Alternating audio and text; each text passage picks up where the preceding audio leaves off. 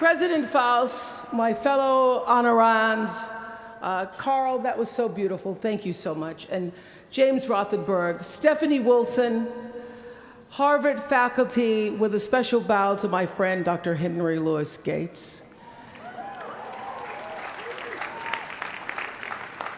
All of you alumni, with a special bow to the class of '88 and your $115 million.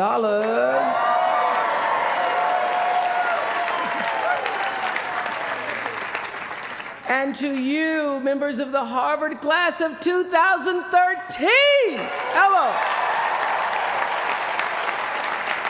I thank you for allowing me to be a part of the conclusion of this chapter of your lives and the commencement of your next chapter.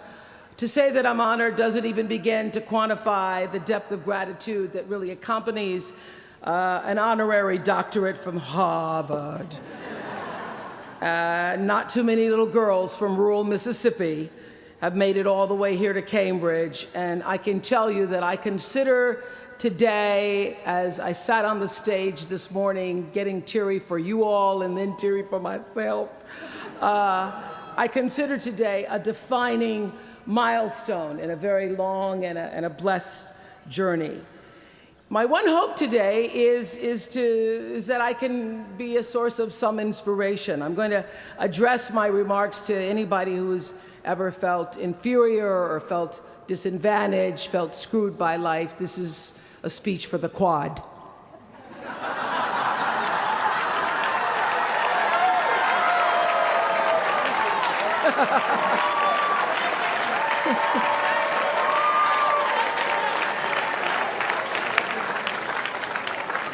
Actually, I was so honored. I wanted to do something really special for you. I wanted to be able to have you look under your seats and there would be free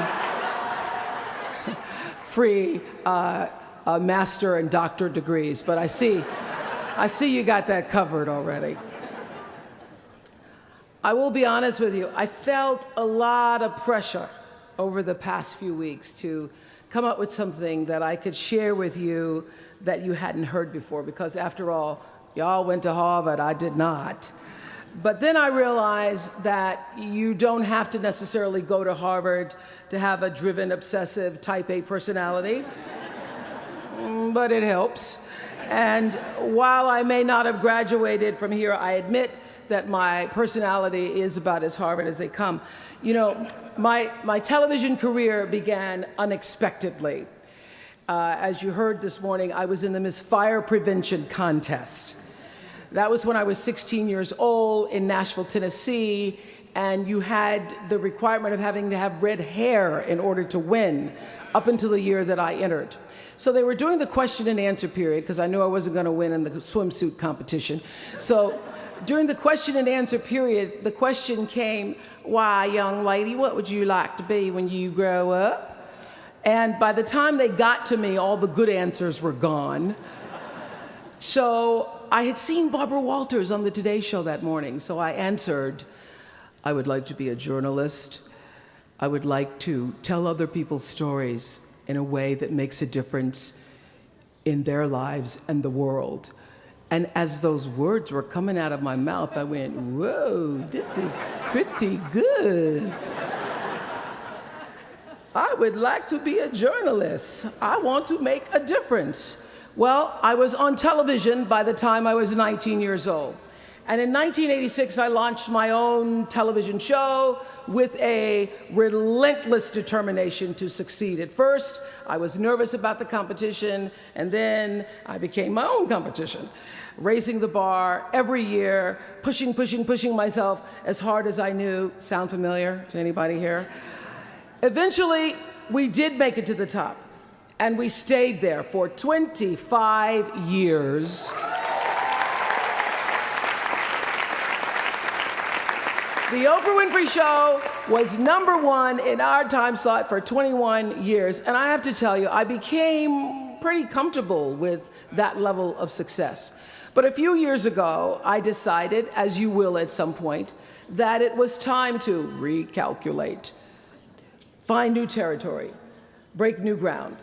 So I ended the show and launched OWN, the Oprah Winfrey Network. The initials just worked out for me. So 1 year later, after launching OWN, nearly every media outlet had proclaimed that my new venture was a flop. Not just a flop, but a big, bold flop, they call it. I can still remember the day I opened up USA Today and read the headline, "Oprah not quite standing on her own." I mean, really, USA Today, now that's the nice newspaper.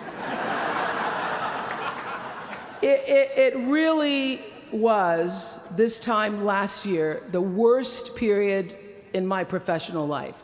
I was stressed and I was frustrated, and quite frankly, I was embarrassed.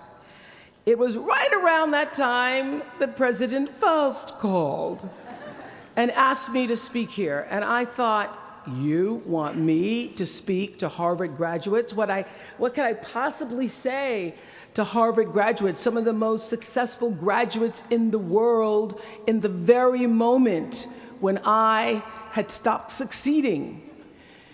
So I got off the phone with President Faust, and I went to the shower. It was either that or a bag of Oreos. So I chose the shower. And I was in the shower a long time, and as I was in the shower, the words of an old hymn came to me. You may not know it. It's by and by, when the morning comes. And I started thinking about when the morning might come, because at the time I thought I was stuck in a hole. And the words came to me, trouble don't last always, from that hymn. This too shall pass. And I thought, as I got out of the shower, I am going to turn this thing around, and I will be better for it. And when I do, I'm going to go to Harvard, and I'm going to speak the truth of it. So I'm here today to tell you, I have turned that network around.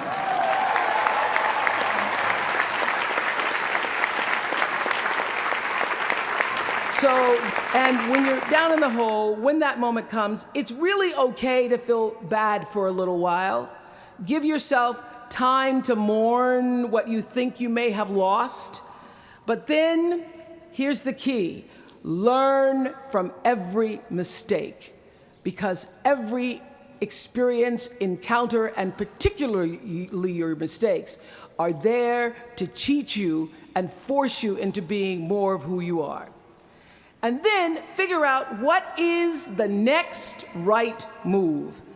And the key to life is to develop an internal, moral, emotional GPS that can tell you which way to go.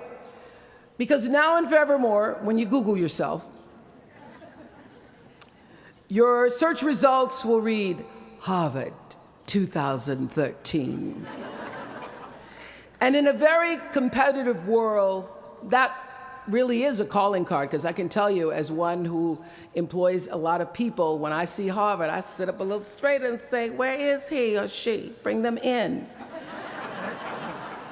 It's an impressive calling card that can lead to even more impressive bullets in the years ahead. Lawyer, senator, CEO, scientists, physicists, winners of Nobel and Pulitzer Prizes, or late-night talk show host. But the challenge of life, I have found, is to build a resume that doesn't simply tell a story about what you want to be, but it's a story about who you want to be. It's a resume that doesn't just tell a story about what you want to accomplish, but why. A story that's not just a collection of titles and positions, but a story that's really about your purpose. Because when you inevitably stumble and find yourself stuck in a hole, that is the story that will get you out. What is your true calling? What is your dharma? What is your purpose? For me, that discovery came in 1994 when I interviewed a little girl who had decided to collect pocket change in order to help other people in need. She raised $1,000 all by herself, and I thought, well, if that little 9-year-old girl with a bucket and a big heart could do that, I wonder what I could do.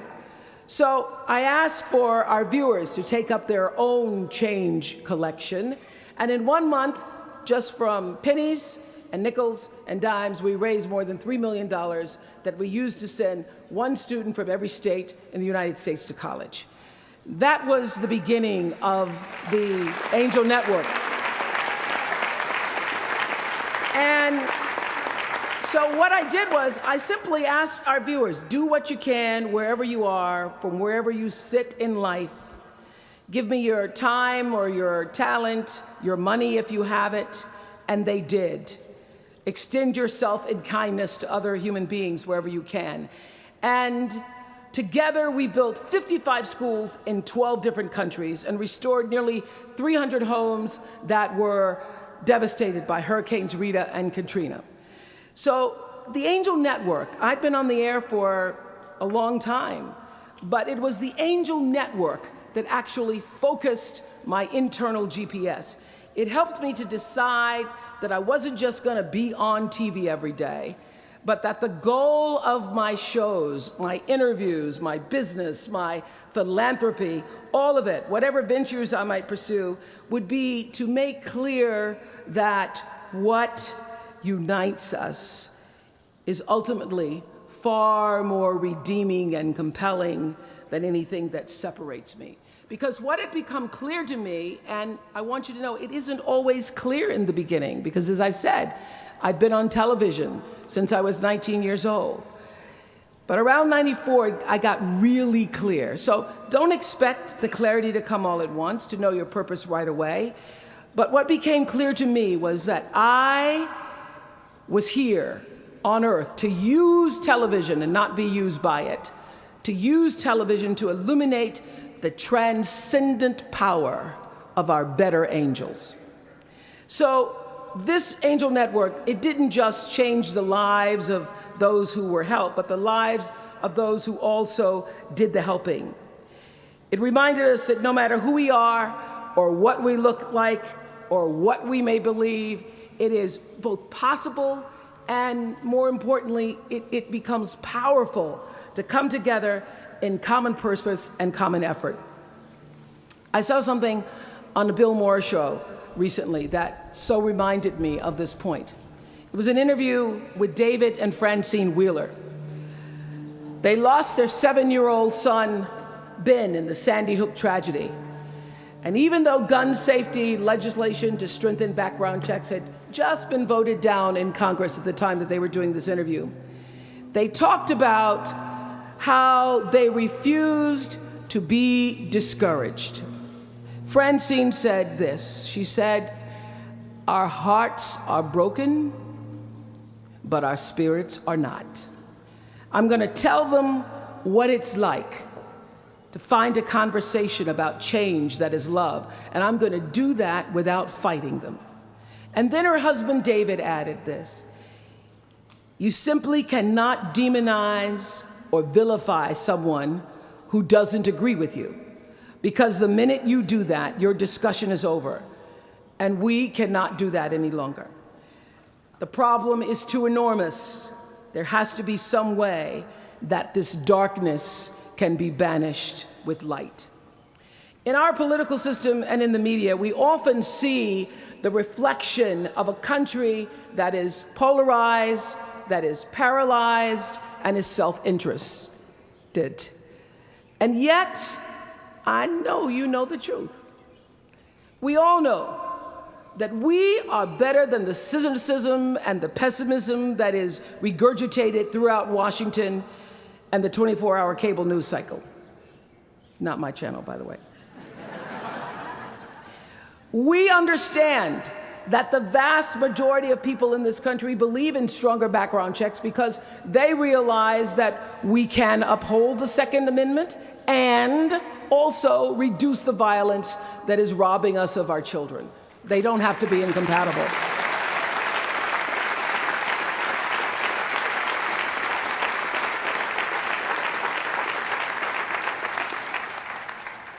And we understand that most Americans believe in a clear path to citizenship for the 12 million undocumented immigrants who reside in this country, because it's possible to both enforce our laws and at the same time embrace the words on the Statue of Liberty that have welcomed generations of huddled masses to our shores. We can do both.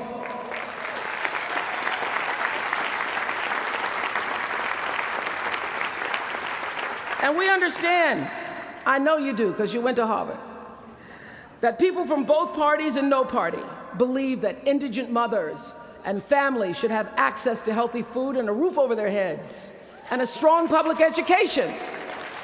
Because here in the richest nation on earth, we can afford a basic level of security and opportunity. So the question is, what are we going to do about it? Really, what are you going to do about it? Maybe you agree with these beliefs, maybe you don't. Maybe you care about these issues, or maybe there are other challenges that you, class of 2013, are passionate about. Maybe you want to make a difference by serving in government. Maybe you want to launch your own television show. Or maybe you simply want to collect some change. Your parents would appreciate that about now. The point is, your generation is charged with this task of breaking through what the body politic has thus far made impervious to change. Each of you has been blessed with this enormous opportunity of attending this prestigious school. You now have a chance to better your life, the lives of your neighbors, and also the life of our country. When you do that, let me tell you what I know for sure. That's when your story gets really good. Maya Angelou always says, when you learn, teach. When you get, give. That, my friends, is what gives your story purpose and meaning. So you all have the power in your own way to develop your own angel network. And in doing so, your class will be armed with more tools of influence and empowerment than any other generation in history. I did it in an analog world. I was blessed with a platform that at its height reached nearly 20 million viewers a day. Now here in a world of Twitter and Facebook and YouTube and Tumblr, you can reach billions in just seconds. You're the generation that rejected predictions about your detachment and your disengagement by showing up to vote in record numbers in 2008. And when the pundits said, they talked about you, they said you'd be too disappointed, you'd be too dejected to repeat that same kind of turnout in the 2012 election, and you proved them wrong by showing up in even greater numbers. That's who you are. This generation, your generation, I know, has developed a finely honed radar for BS. Can you say BS at Harvard? The spin and phoniness and artificial nastiness that saturates so much of our national debate. I know you all understand better than most that real progress requires an authentic way of being, honesty, and above all, empathy. I have to say that the single most important lesson I learned in 25 years talking every single day to people was that there's a common denominator in our human experience. Most of us, I tell you, we don't want to be divided. What we want, the common denominator that I found in every single interview, is we want to be validated. We want to be understood. I've done over 35,000 interviews in my career. And as soon as that camera shuts off, everyone always turns to me and inevitably in their own way asks this question: was that okay? I heard it from President Bush. I heard it from President Obama. I've heard it from heroes and from housewives. I've heard it from victims and perpetrators of crimes. I even heard it from Beyoncé and all of her Beyoncé-ness. She finishes performing, hands me the microphone and says, "Was that okay?" Friends and family, yours, enemies, strangers, in every argument, in every encounter, every exchange, I will tell you, they all want to know one thing. Was that okay? Did you hear me? Do you see me? Did what I say mean anything to you? And even though this is the college where Facebook was born, my hope is that you will try to go out and have more face-to-face conversations with people you may disagree with.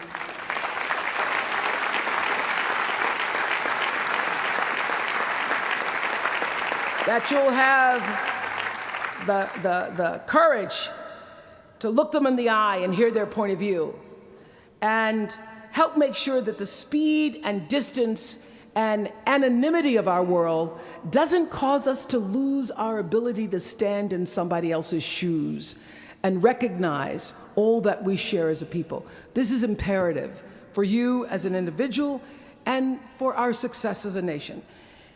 There has to be some way that this darkness can be banished with light. Says the man whose little boy was massacred on just an ordinary Friday in December. So whether you call it soul or spirit or higher self, intelligence, there is, I know this, there's a light inside each of you, all of us, that illuminates your very human beingness if you let it. And as a young girl from rural Mississippi, I learned long ago that being myself was much easier than pretending to be Barbara Walters. Although when I first started, because I had Barbara in my head, I would try to sit like Barbara, talk like Barbara, move like Barbara. And then one night I was on the news, reading the news, and I called Canada, Canada. And that was the end of me being Barbara. I cracked myself up on TV, couldn't stop laughing, and my real personality came through. And I figured out, oh gee, I can be a much better Oprah than I could be a pretend Barbara. I know that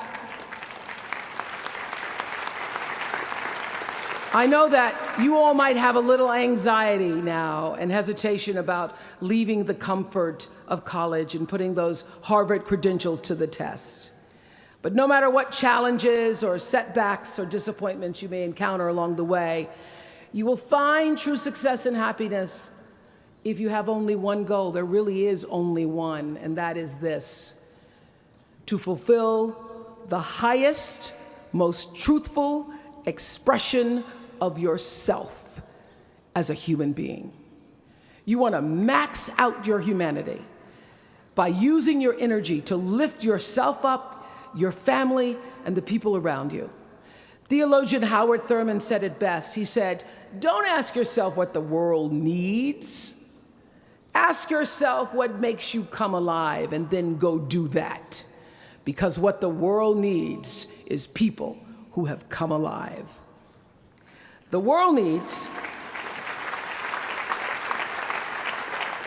people like Michael Stolzenberg from Fort Lauderdale. When Michael was just 8 years old, Michael nearly died from a bacterial infection that cost him both of his hands and both of his feet. And in an instant, this vibrant little boy became a quadruple amputee, and his life was changed forever. But in losing who he once was, Michael discovered who he wanted to be. He refused to sit in that wheelchair all day and feel sorry for himself. So with prosthetics, he learned to walk and run and play again. He joined his middle school lacrosse team. And last month, when he learned that so many victims of the Boston Marathon bombing would become new amputees, Michael decided to banish that darkness with light. Michael and his brother Harris created MikeysRun.com to raise $1 million for other amputees by the time Harris runs the 2014 Boston Marathon. More than 1,000 miles away from here, these two young brothers are bringing people together to support this Boston community the way their community came together to support Michael. And when this 13-year-old man was asked about his fellow amputees, he said this: "First, they will be sad. They're losing something they will never get back. And that's scary. I was scared. But they'll be okay. They just don't know that yet. We might not always know it. We might not always see it or hear it on the news or even feel it in our daily lives. But I have faith that no matter what, class of 2013, you will be okay. And you will make sure our country is okay. I have faith because of that 9-year-old girl who went out and collected the change. I have faith because of David and Francine Wheeler. I have faith because of Michael and Harris Stolzenberg. And I have faith because of you, the network of angels sitting here today. One of them, Khadijah Williams, who came to Harvard 4 years ago. Khadijah had attended 12 schools in 12 years, living out of garbage bags amongst pimps and prostitutes and drug dealers, homeless, going into department stores, Walmart in the morning to bathe herself so that she wouldn't smell in front of her classmates. And today she graduates as a member of the Harvard class of 2013.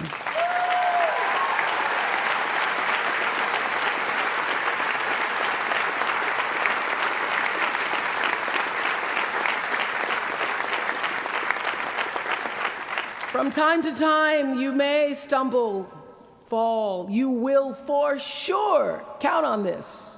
No doubt. You will have questions and you will have doubts about your path.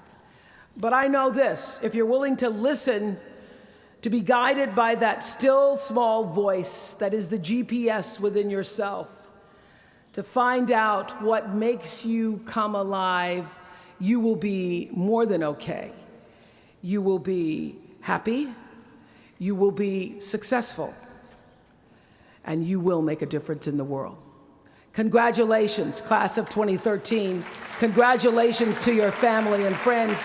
Good luck, and thank you for listening.